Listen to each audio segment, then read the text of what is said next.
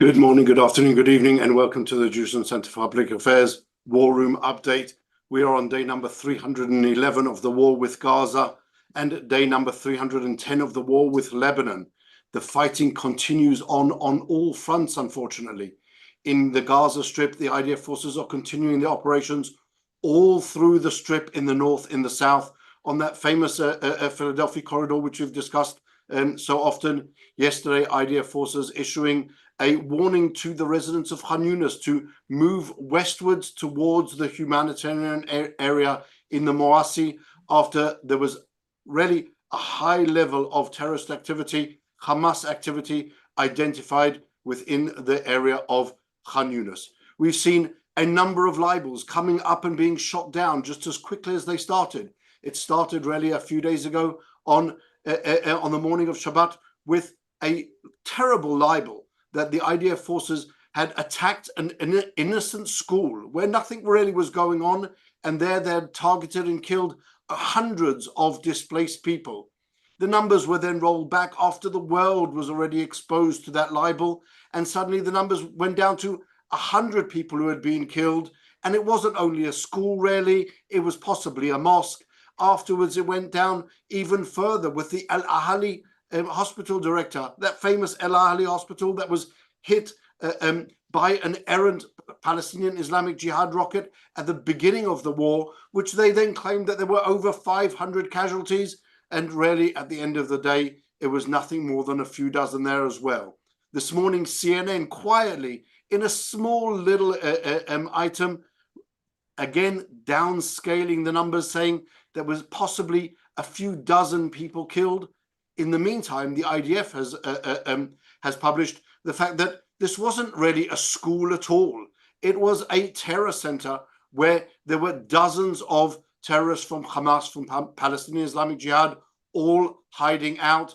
And they really had turned that entire area into one big military base from which to carry out their terrorist activities. It then further became clear that the school that was allegedly hit as part of the libel, and where so many people allegedly died, wasn't hit at all. What was hit was the mosque adjacent to the school, and the IDF then published pictures showing the school standing exactly as it did before the strike, and a precision strike onto the mosque, into the mosque, and really they're killing dozens of Palestinian Islamic Jihad and Hamas terrorists. But as we've said so often on this program, the lie travels half the way around the world before the truth can even get its pants on.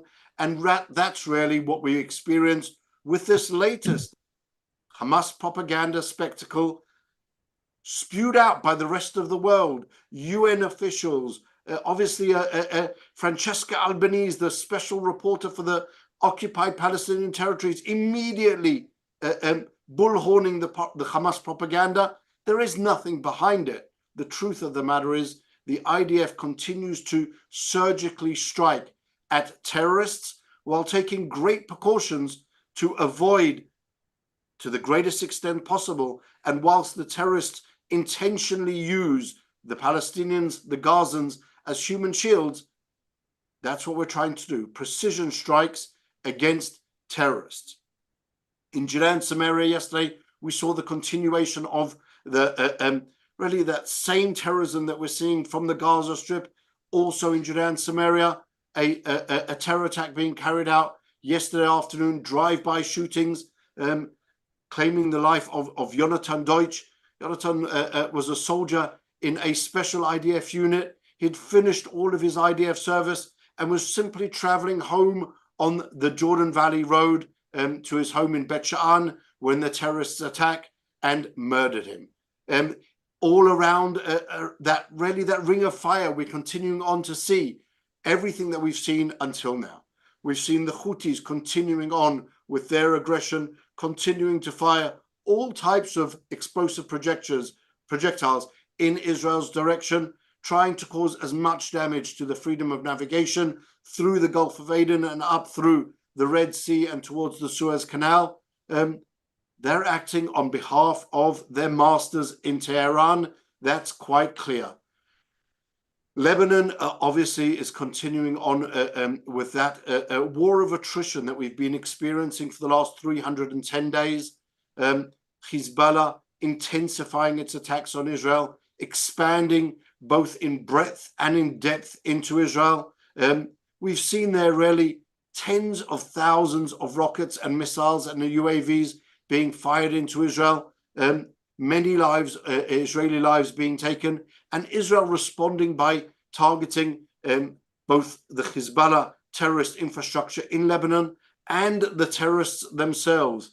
If you recall, Fuad Shukar, the chief of staff, the head of Hamas, of Hezbollah's military, being eliminated just 2 weeks ago. And since then, we're basically in that waiting period. We're in that waiting period to see how they're going to respond. They're promising a massive response. And together with the Iranians, who are also promising their response for the elimination of Hamas leader Ismail Haniyeh in Tehran, in the guest house of the IRGC, they took that quite badly. It was a terrible blow, basically, to the Iranian dignity that allegedly Israel hasn't taken official responsibility for the elimination, that allegedly Israel managed to infiltrate the Holy of Holies, the home area, the home ground of the IRGC, and there to eliminate Ismail Haniyeh.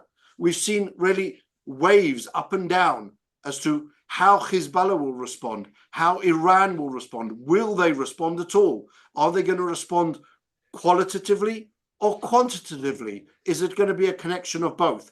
Are they going to fire, as they claim that they're going to do, more rockets and more missiles and more UAVs than they did on the night of the 13th, 14th of April?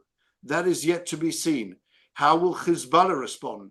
That is also something which is really weighing on our minds at the moment, weighing on the minds of Israel's chief of staff, Israel's prime minister, Israel's cabinet, and the Israeli population in general. We're really in that period of, we don't know really what's going on. At any stage, there could be an air raid siren blasting around the country from any direction. And that's the stage that we're in. We have to try and understand a little bit about what's going on all of these different fronts and how really Israel should respond. What are our capabilities, as much as we can obviously divulge. And for that, and to get a little bit more of an insight into both the war of civilizations that is going on at the moment, because that's what we're in. Israel is the forefront of this fight to save the West, really, facing the Iranian genocidal onslaught, which is really coming to a sitting room by you at any stage. They're already demonstrating around the world. They're already making claims that they seek to destroy the big Satan, America, of course, and the little Satan, Israel. How seriously can we take these threats, and how seriously should we be responding? To answer and discuss a few of these questions, I'm joined today by our guest, Brigadier General in the reserves, Danny Van Buren. Danny was the IDF's former Chief Reserves Officer. He's a businessman, a lawyer, an entrepreneur, and the founder of Nikraim Ladegel, a new Israeli movement there to try and bridge the gaps of the arguments that are going on within Israeli society. It started also last year with the idea of the judicial reform and how that then affected Israel's national security. So Danny, thank you very much for joining us today on our program. Thank you. Hi, good morning. So Danny, give us a little bit of an idea of what you think is going on. We've discussed this a little bit before, and really you believe that this is the clash of civilizations. Yeah, I certainly do. I think that what we're witnessing now is really just a small picture, one battle as a part of a major war has been going on for years now. Because if you look to the past, you can see that the West is being attacked by the radical Islam forces led by Iran for more than a decade now, maybe 2 decades. We witnessed the attack on 9/11 on the US.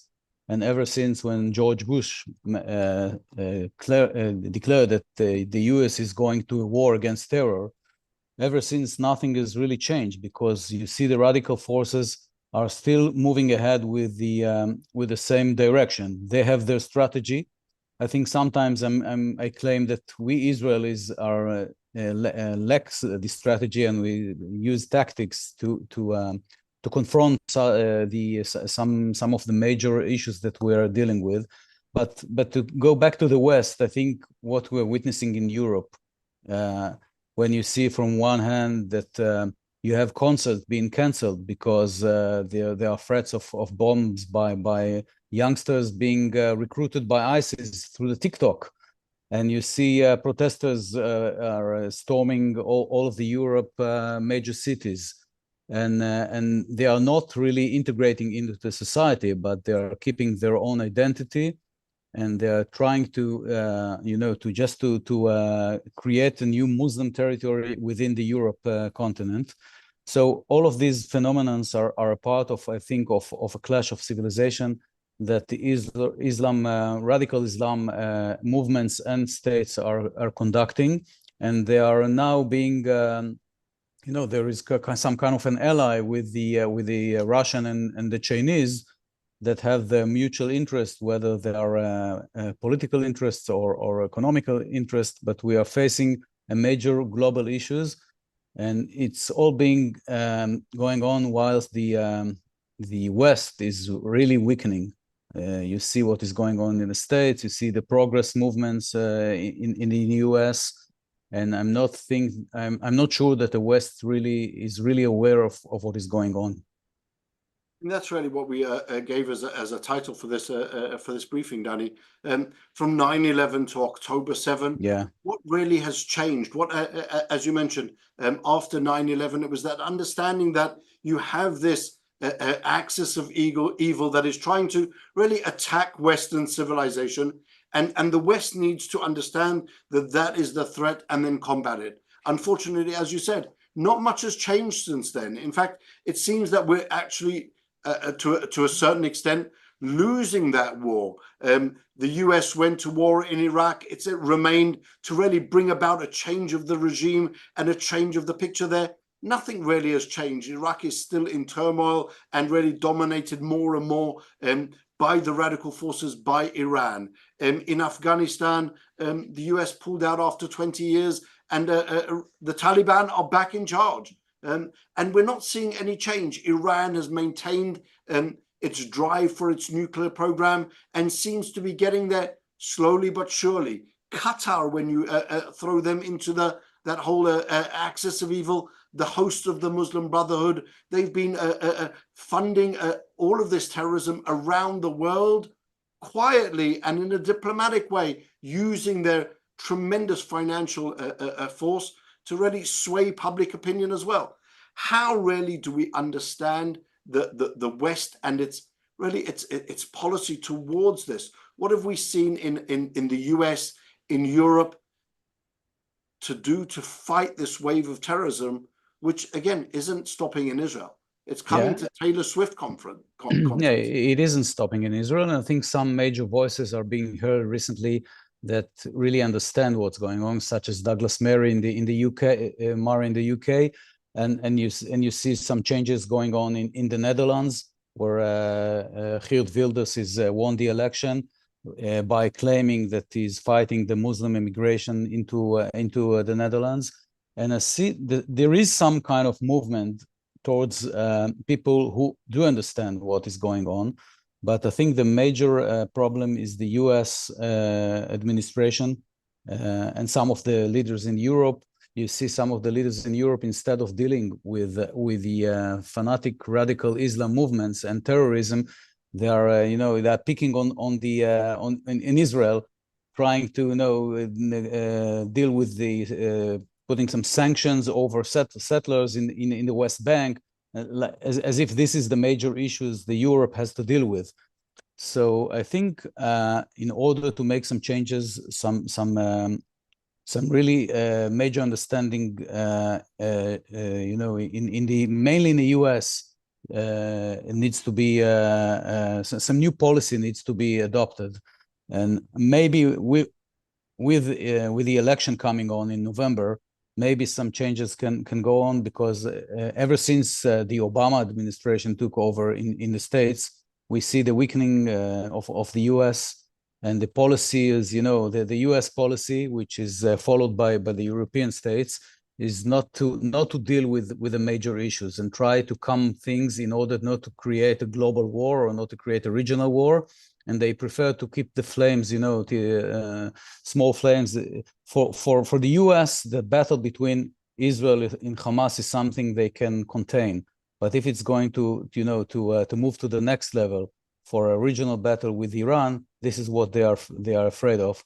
And instead of dealing with Iran and the major issue of the nuclear Iran and the radical regime that is spreading terror all over the world, they are trying to limit the response of Israel in order to keep all the things calm.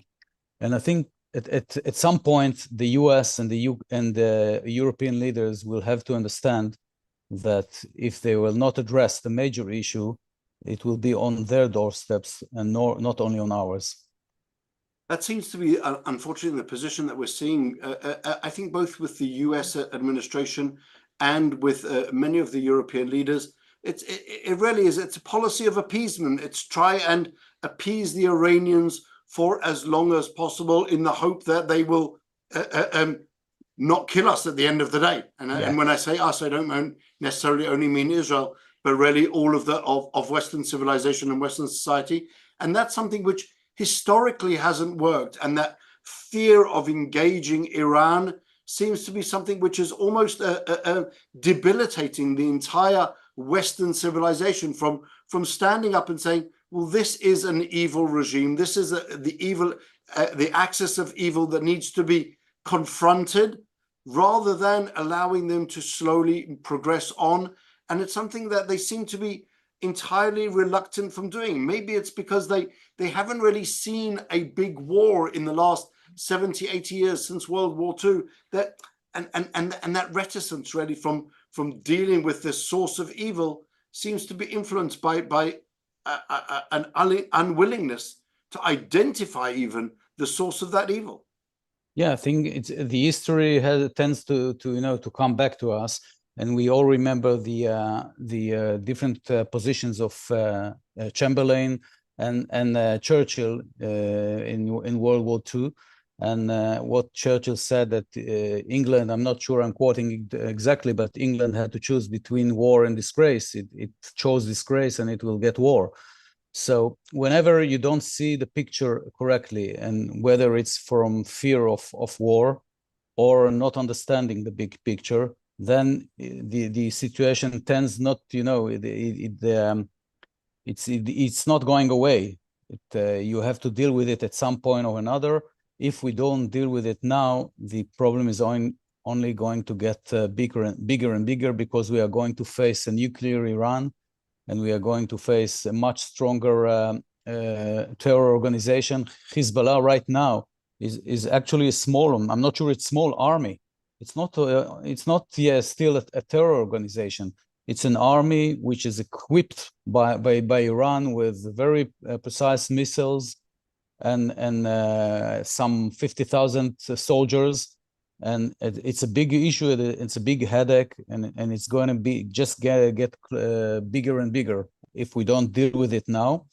And I think another reason, if I may, is what is going on within the Western society. We talked about the progress and the woke movements, and we see that there is a movement that is, just acting in order to dismantle all social, establishments. They are dismantling the communities and the religion and the states, and they're only dealing with individuals. And if you are not connected to your, for us in Israel, to your Jewish identity and to the land and to the community and to your history, so you don't really want to fight for something you don't believe in. So I think this is some of the reasons that the West is weakening, the lack of connection to the tradition, to the history, and to the states. I think that really has been one of the major pushes. Even from the Cold War, we saw this, but it was much more effectively dealt with, where you see what was then the Soviet Union trying to undermine Western civilizations through discussion, through persuading the Western world that communism was the way forward. And here we're seeing that same idea of infiltration into Western societies, trying to undermine the societies from within, and really causing that destruction of that will to fight against evil, by undermining the ability to even establish what is evil, what is the right moral code to adopt. Is that something, Danny, that you see that is a concerted effort of the Iranian regime, of that stream of radical Islam? I think you're totally right. I think, and as opposed to the what you mentioned about the Soviet Union strategy, the Iranian are using more means, and sometimes they are using much more violent means, because it's just not just infiltrating the media. This is something that Qatar is very good at, or the schools, and what we met the young people at the U.S. universities protesting for Hamas. They are the same people that are protesting for gay rights or for human rights, and at the same time they're protesting for Hamas, which is maybe the extreme movement that will kill the same individuals that they are protesting for. But I think, in addition, the Iranian are using much more violent means. And if you look at the Islam as a religion, I think they are just dividing the world. In Arab, they are saying Dar al-Islam and Dar al-Harb, which means you have the world of Islam and the world that should die by sword. And as their strategy and their ideology, that everyone who is infidel and is not part of the Islam should die. And they are implementing this strategy in several means. Some of them are violent, and some of them are, as you mentioned, infiltrating the media and the schools and so on. And this is a major issue that the West should confront right now. That's something, Danny, that we saw also, and we've discussed this previously, and it was part of the reason that you set up Nikraim Ladegel. It appears that same discussion, that same desire to undermine society from within, played a part also in what we saw as the start of the war on October 7. It wasn't only the drive of the genocidal terrorists to murder, rape, pillage, but also it was identifying really a schism within Israeli society. The background was this time was the judicial reform, which had been really inflated and driven also on social media by those external forces as well as internal forces, and really appeared to show Israel at a point of time, at a point of weakness, where Israeli society wasn't sure what was going on. Reservists were saying, well, we're not going to come and serve the country. Do you think that discussion, Danny, that use and that abuse of the IDF and dragging it into Israel's internal political problems and discussion, do you think that's something which emboldened the terrorists? Yeah, I certainly do. I think that, as you mentioned, the situation in Israel, the inner conflict, served as an opportunity for the terrorist organization of Hamas, because they had the intention and they had the means for decades now. They're becoming bigger and bigger. They are digging tunnels underneath the entire Gaza Strip, and they are being they got, I think, tens of thousands of missiles through the Philadelphia tunnels which came directly from Egypt. But they have the ability to do so. What the horrific massacre of October 7, they could do it years before. And I think they just looked for the opportunity. And the opportunity from their point of view was where the Israeli society was at its weakest point. the inner conflict just tore apart the Israeli society. I found myself struggling or arguing with friends that were, friends from childhood, and they want to divide Israel to Judea and Israel, and they stopped talking to me just because I thought differently of the judicial reform, as you mentioned before, was really got to massive scales, courtesy of the media and some civil organizations. And I think the Hamas detected this situation and they found this as a really good background or opportunity to do what they planned for years. And we know that this plan was on the table for years, and the Israeli intelligence knew exactly what was the plan, and we failed in responding to it. That's one of the things, Danny, that I would like to argue that was a fundamental mistake of Hamas. Hamas is it's a dictatorial environment, and a dictatorial governmental framework. They don't understand differences of opinion. Differences of opinion can't happen there. If you don't agree with them, you get killed. And when they saw the deep discussion, even more arguments that were going on in Israeli society, they believed that they had an opportunity to strike, and that Israel was tremendously weakened. We saw the letters from pilots and from other reservists saying, well, again, as I said, we won't come and fight for the country. And that's what they identified. And I would like to argue that was one of their fundamental mistakes, where they didn't understand the nature of a truly democratic society.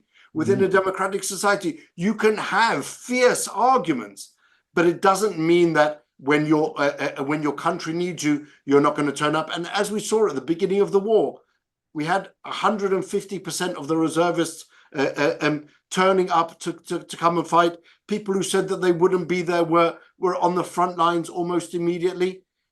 What was their mistake, from your previous position as the chief of the reserve soldiers in the IDF? Give us a little bit of an insight into that whole segment of society, Danny. Their drives, what pushes them forward, what makes them get up in the morning, leave their homes, and come and fight for their country every single day. And it's now been 10.5 months that they're there. Some of them losing their businesses, they haven't seen their homes, and yet they're there every day. But that's something which Hamas identified as a weakness. Yeah, I think they did. And as you mentioned before, serving in the reserve forces is not something which should be taken easily, because when times that there is no war like this year, it is a really major burden for someone to go out from their business or family for 30, for 50, sometimes 100 days a year. Just imagine just the being torn away from your family and business and have to spend the 50 days a year in the army. And this is something that on regular days people are still coming to do so. And when there is no war, there's, as you mentioned, more than 100% of the people are recruiting and are coming, doing their duties. And I think Hamas identified the inner conflict how it was presented in the streets, by the protesters, or by the Israeli media, as a really good opportunity, because I think they were certain that the pilots won't come, and some of the reservists won't come, and Israeli won't be able to recruit its all reserves force, and by this they might be in a position of implementing their strategy, which is destroying the state of Israel. And I think they neglected to understand the connection between Israelis and their heritage and their history, and because the Israeli DNA, I would say, is being prosecuted, is being tormented by other people. Whenever Israelis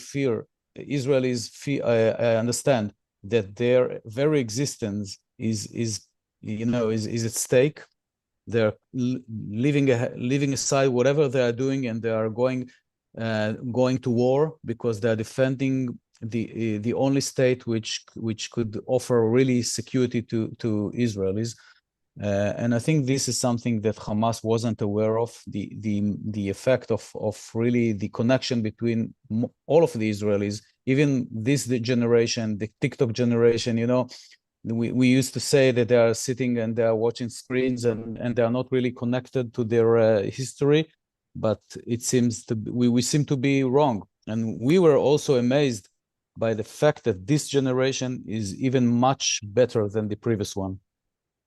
That's exactly the story. We were seeing our understanding was possibly that the younger generation, Generation Z or whatever they're being called now, were focused on their screens. Were focused on the second, the minute, living that really that intense minute, and then moving on to the next thing. And really, what we understood or what we've understood in hindsight is that this generation are, I think, more connected than we had ever imagined. Their courage, their willingness to get up and fight for their country, and even when it put themselves in mortal danger, was something that drove them forward with a very, very clear understanding of what we need to do. This is our survival. Everything else gets put aside, and that's something that we were we expecting that, Danny? I think you're right in saying that we were surprised by that a little bit.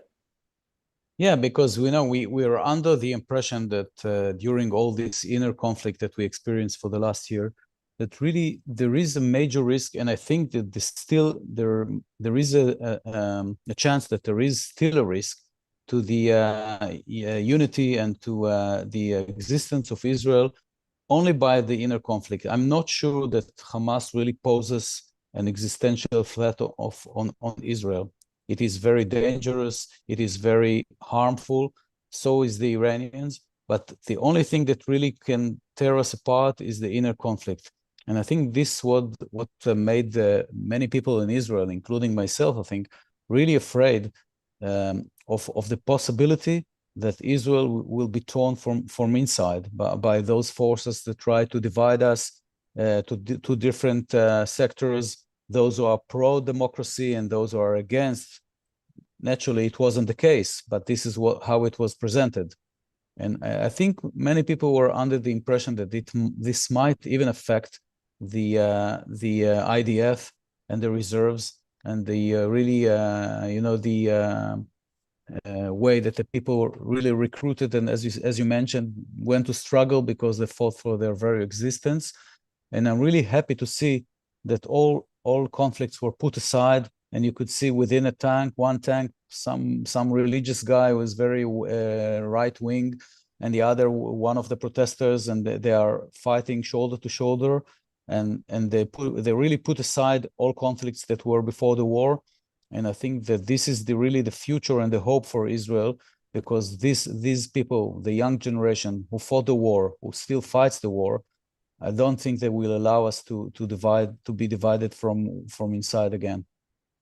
I think what we saw, Danny, at least for my perception, was that once the reserve army kicked into force with its really tremendous weight that it comes, both numbers and experience, life experience, when that army really kicked into force, it dragged also, I don't know, dragged is possibly the wrong word. It pushed forward the regular army as well. The reserve army is something which is a fundamental of the doctrine of the Israeli army, of the IDF, and it's something which really in this case has proven to be one of, I think, the strongest forces that we've seen for a very long time, driving everything forward. Unfortunately, it's also taken its toll, with the exception of the October 7 massacre itself. I think the number of IDF soldiers who have been killed since the ground operations in Gaza started has been heavily, I think, weighted on the side of the reservists, and they've been paying quite a heavy price. Can the reservists, in your experience, keep driving the army forward, keep pushing, and keep coming all the time? I think this is one, you mentioned a very important issue, because when I was chief reserves officer, there were talks about maybe we should, create just a regular army, regular forces. There is no reason to maintain the reserves. And people were mentioning that, they're arguing that it might be a bad idea to keep recruiting civilians and harming their jobs and so on. And I think they forgot one of the major aspects of the reserves and the entire IDF, which is the spirit. And when you take people, as you mentioned, which are more experienced and they are older and they've seen something during their lives and they know what they are protecting and they have children and they are Zionist. So you get something, the X factor, which you cannot get when you only rely on, regular army, regular forces, which sometimes lack the spirit of the reserves. And I think for the future of Israel, it's not only that we should keep the reserve, we must build additional units and go back from the strategy of creating a small and sophisticated army to creating a large and sophisticated army. And this is one of the major lessons of the war, that Israel cannot rely just on technology, intelligence, airplanes, and so on. That's one of the things, Danny. Having discussed possibly some of those internal issues, what do we do with Lebanon? What would you suggest if you were advising Prime Minister Netanyahu, whispering in his ear? What would you suggest that we do with Lebanon? Do we think that the reserve forces, the regular forces, are ready to carry out and really to bring that war to Hezbollah in Lebanon? Or is it something that it's best kept as it is now, as this war of attrition, just waiting for Hezbollah and their decision to intensify, to escalate the war? Is this the way forward? I think not, and I think that there is, and the issue of timing is very crucial now, because we understand that some of the IDF is being is at the war in Gaza. And the best way for us, in terms of if it was just just a matter of decision, would be to wait until we finish the job with Hamas and just and then only then go to Lebanon to do what we have to do. But I'm not sure we have the choice. The English word "decide" is coming originally from Latin, which means killing the alternatives, and which makes something that makes the decision sometimes so difficult.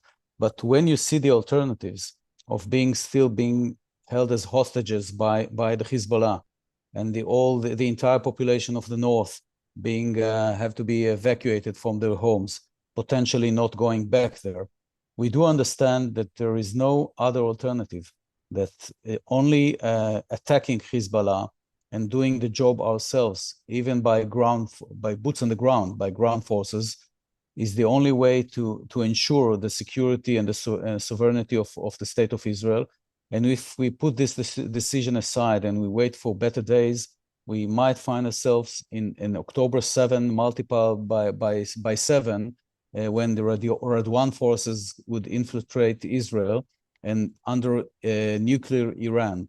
So understanding the potential risk of the future, from my point of view, makes us we need to decide to do the job right now, because otherwise we are just postponing the issue, and we might be in position of confronting it with a much worse situation. That's I do believe that we're on that precipice of a decision, as you said. What do we do going forward? Can we just wait until we are attacked and only then respond? And really we get dragged into a war when it's not at the best timing for us? Or do we choose the exact timing when we already have the justification? We've already been attacked. We are already under attack. And so we can it's not really a preemptive strike in the true sense of the form. It's just responding to the aggression in a much more concerted effort.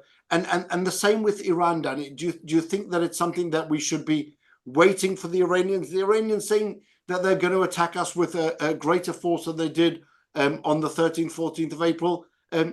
Is that an option as well? Are we really capable of attacking, of continuing on the war in Gaza, extending it off to Lebanon to confront Hezbollah, and then also taking it to the Iranians to their backyard?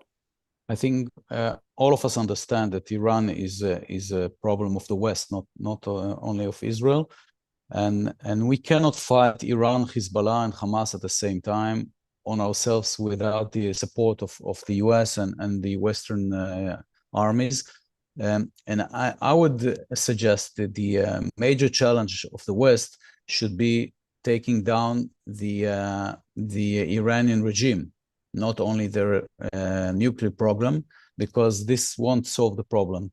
The major issue of the West is the Iranian regime. But if we are going now to the current situation in Israel, I think that Israel got, adopted two strategies. One of them is being responsive, and the other response by the measure of the outcome. So if Hezbollah kills civilians, then we will respond more severely than if the rockets won't do any damage, significant damage. And I think this is a major mistake by Israel, because we are a sovereign country, and if a drone is flying over the border from Lebanon, or if a missile is flying from Lebanon, then we should look at it as a casus belli, as a reason for war. And we don't have to wait for the outcome to witness 12 children in Majd al-Shams being massacred by a rocket or by a drone. We don't have to wait for this. And if I would, in the position of advising Netanyahu or the Minister of Defense, I would say that Israel should not be responsive. We should take the major steps of securing the sovereignty and borders of Israel by attacking first, because we know what's going to happen. There's no reason to think that Hezbollah or Iran won't strike. It could be a matter of hours or days, and it's going to happen. So why should we wait for the outcome, and why should we wait to respond whilst we know it's going to happen? I think that the reason is, if I'm looking at the strategic situation, is that U.S. made Israel wait because they don't want us to be the one that creating a global war. So from the U.S. point of view, it makes more we have more justification of attacking Hezbollah or maybe even Iran when we are being attacked first. That's something which I think is, like you said, is a fundamental mistake. I think that we cannot be in a position where we're only reactive and not proactive.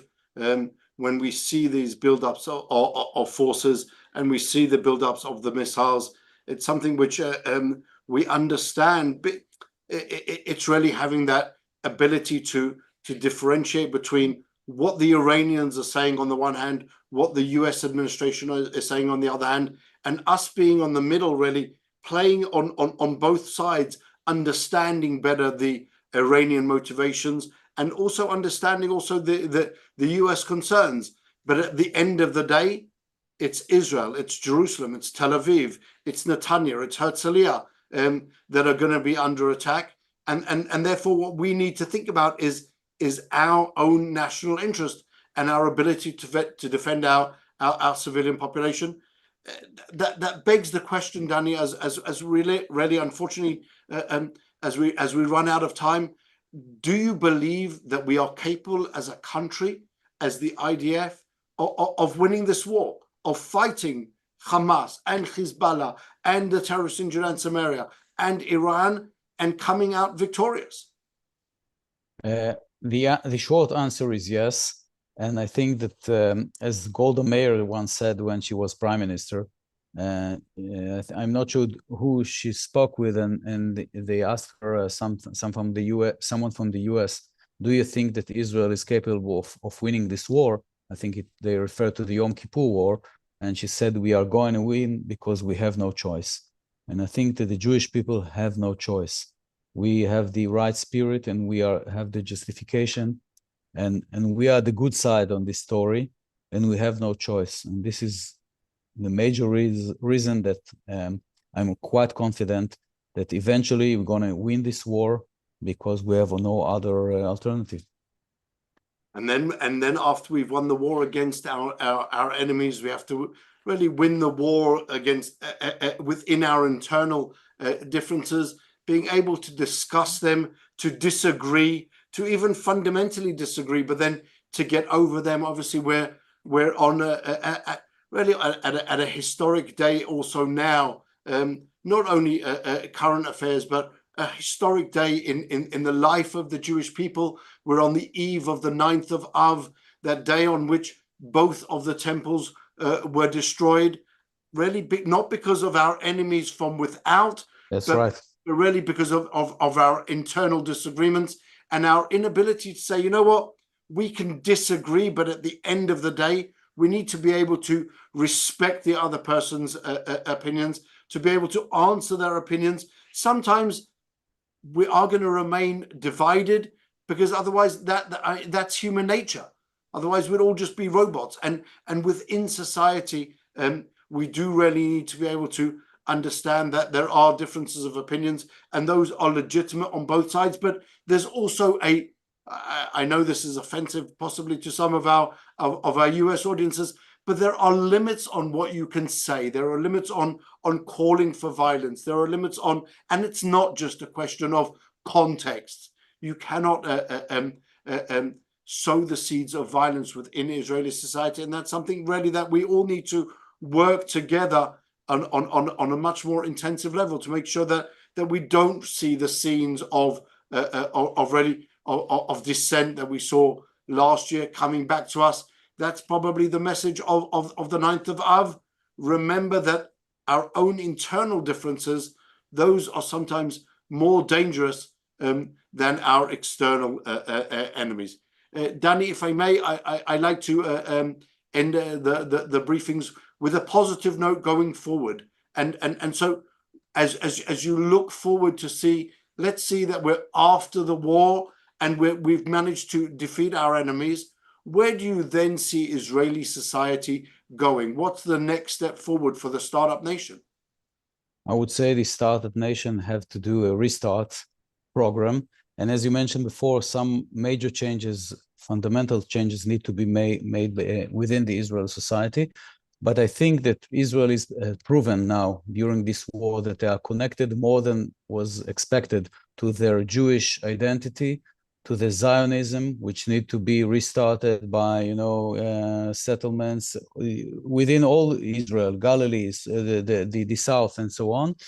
And the Israeli society are really a true democracy. So these three fundamental issues, Judaism, Zionism, and democracy, I think they are the major milestones that will ensure the existence in Israel and coming out of this war not only victorious, but in a much better position that we were before the war.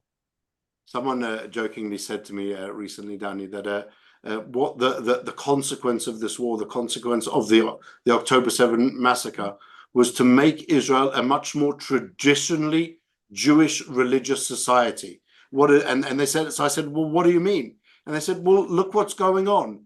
More religious people are driving on Shabbat and doing whatever they need to do to defend the country than ever before. And more of the non-religious people in the country are praying and really putting on tefillin and doing all types of other different religious practices than ever before at the same time. And the two sides are really meeting together in the middle and sharing that tang together and realizing that we can have differences, but at the end of the day, our future is a common future together, and we need to be able to really ensure that the continuity and the eternity of the Jewish people in the homeland that we return to after 2,000 years of exile is the most important thing on any of our agendas. Amen. Danny, thank you for joining us. I will, as I do often, reserve the right to call on you again to come and join us again. But for now, to you and to everyone watching us, please do stay safe, everyone.